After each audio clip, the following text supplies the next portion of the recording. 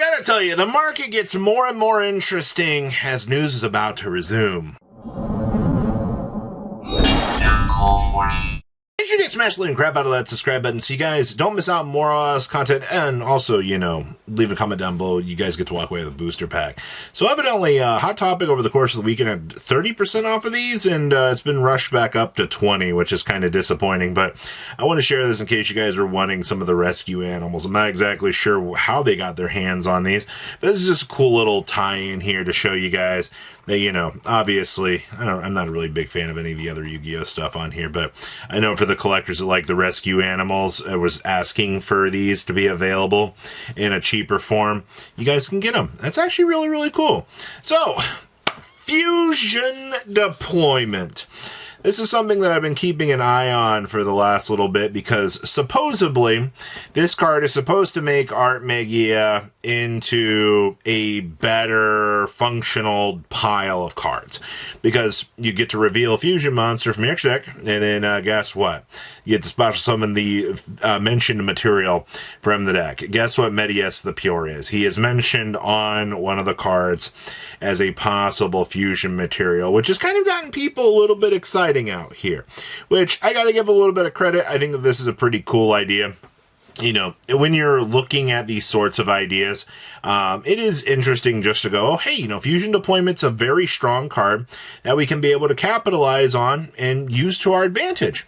Okay, I'll take that. Also, there's been so much Art Mage buyouts and hype over the last 2 days. I hope you guys listened on this, because news is resuming tonight. All right, Spellbook, Magician of Prophecy. First of all, this is not, in my opinion, a very expensive QCR. But the thing that you do got to keep up with this is this does have a former old expensive ultimate rare, which anything in the Spellbook department is going to be relatively interesting in value. Now, for your Spellbook Magician of Prophecy here, this is going to be for all of the older Spellbook hype that does, in fact, still exist.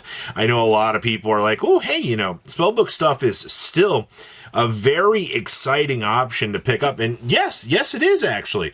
There are so many cool things that we can possibly work with this, that it's all okay. But yeah, you're looking at about $4 to $5 a potential copy on this, which is not too bad, all real things considering here.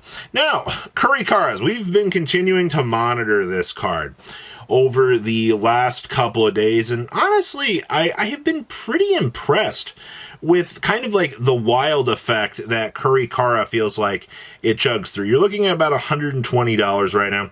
Ultimate rares are still stabilizing, about 23 actually. I'm surprised there hasn't been any major, you know, kick-arounds with that. But then, you know, you're looking at 11, and luckily enough, I mean, you can get the Power of the Elements for like 5, 6, well, there's one cheap one there. But the spin up on these still looks like you're looking at about 12 on these. You just have one of those abnormalities listed here that, you know, either the store has messed up the listing, or they're just like, oh, hey, you know, that you can get this a little bit cheaper. But yeah, that's what we're looking at right now on the Kurikara side of things. Honestly, it's not too bad. Blackwing Vayu. Talk about expensive. Well, first of all, we are on near mint right now. If you take a moment just to kind of scroll on down here, this is it. These are what you have to work with if you were wanting to pick up copies of Vayu in near mint condition, which is kind of stupid to think about out here. Everything that Vayu kind of stands for, it's kind of crazy. I gotta give him a little bit of credit on this guy, though. You know, the ultras are still up there, especially if you're near mints here. You're looking at 2s on the old supers. Secret rares, $3 to $4.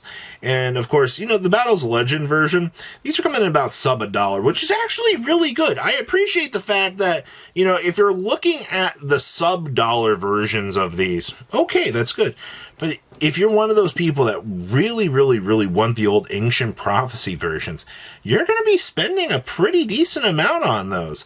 Speaking of other stupid things, I don't know who out here was picking up Totem Dragons from Speed Duel, but this is pretty impressive, honestly. This is your 3-month span out here. Now, it's not like this card gets bought out every single day, no. But when you do look at the more niche sort of things with the Speed Duel tournament packs themselves, you do see that there's always going to be something that's going to get eaten up out here. It's because this is now a very niche rarity. Now that Speed Duel is basically dead, you know, over the next eternity of this game, especially with the old format enjoyers, they are going to continue to come through here, and they are going to pick out certain things from these sets, and these things are going to continue to disappear. There is no change that's going to happen to this, everybody. This is going to continue to be a trend very much going forward here that you're going to continue to see. So you've been warned on that. Can't say that I'm not surprised about this. Are you surprised to see that Platinum Rare Test Tigers exist at a bottomed out point at $2, and now you're back up to like $4 to $5 post shipping out here? Yeah, I'm really not. Gladiator Beast players for older formats continue to go crazy about this card, man. I don't know. I don't think the Glads are all that broken, but you know, more and more players continue to pick these up, so I can't say that I'm all that surprised. Ooh, Stardust Spark Dragon from the 5Ds manga. First of all, you can get damaged copies. I don't know how you have 24 damaged copies. That's actually pretty impressive to me at the price point. Maybe did the books come damaged or something?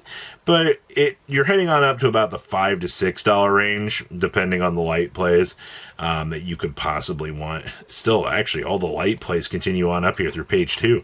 That's pretty crazy. You do hit a near mint here. It's probably not a super near mint, but you're dealing with old manga promos, so that's a dangerous territory. Fire Formation Tenki QCRs.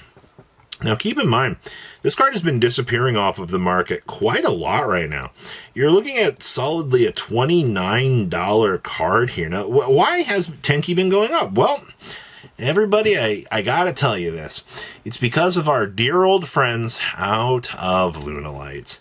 Lunalights continue to do the dance upwards, and this card just continues to go crazier. It's a pretty interesting cycle of things that we continue to monitor out here on this. And then, of course, Brotherhood of the Fire Fist Tiger King. Why, hello there, old friend. Honestly, this is pretty interesting. You can get a mod play, which I would not feel bad about picking up a mod play for this at $30. All right, and it looks like, you know, we start to see the uptick continue on here, where, you know, you see $42 eventually, but you know, you do have a near mint listed here at about $45. So I mean, hey, you've got your value. You know, it's really starting to shine. And also, frickin' Durandal, of all things. You do know that we have the level 5 stuff coming out here, all of the canine interactions on the whole wide world. So a few people are expecting that, you know, good old Durandal is going to be a game changer. I honestly think it might be. It's a cool little option. There's a reason why they didn't want you to make light monsters with this. Also, I have not had the chance to look over the Tactical Tri-Pack. Now, for those of you that know, this came out in Japan a week or two ago. Now, I wanted to see, you know, what's been bought out of here. The Dark Magician, surprisingly, 19,800 yen. It's actually not too terrible. You're definitely looking at about 100. The fact that this got a Starlight reprint is crazy. All of the masked heroes are interesting, but also the contrast hero here looking pretty good. And then in terms of Minkanko, the rank 3, holy crap, this thing got cratered off of the market. That's interesting. In terms of your reprints here, I mean, you got some very nice secret rare printings, which I think was very nice. In terms of, oh wow, the hand traps are in here too as secrets. It's actually pretty cool that they redid Ash, you know, the power cards. They wanted you to be able to get these straight out of the box, but this was an interesting takeaway that they wanted to test out, you know, the new things here. See the Dark Magicians, and even Stratos got the key reprint in here. Your PURs, oh wow, these are really, really nice. So these were your very nice upgrades, the Dark Magical Circle, the Dark Law, but surprisingly enough, the mass changes created off of the market.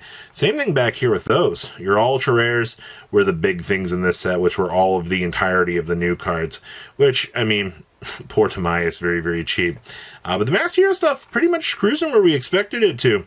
Super Rare is also looking pretty cheap, but it's interesting to see how the set's performing. But What do you guys think about this? Please leave a comment down below. Tell me what you guys think, and I'll see your beautiful faces back here later in the day, guys.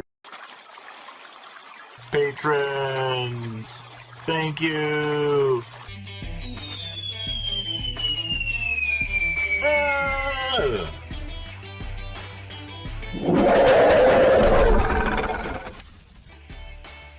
Thank you so much for watching. Check out these other videos.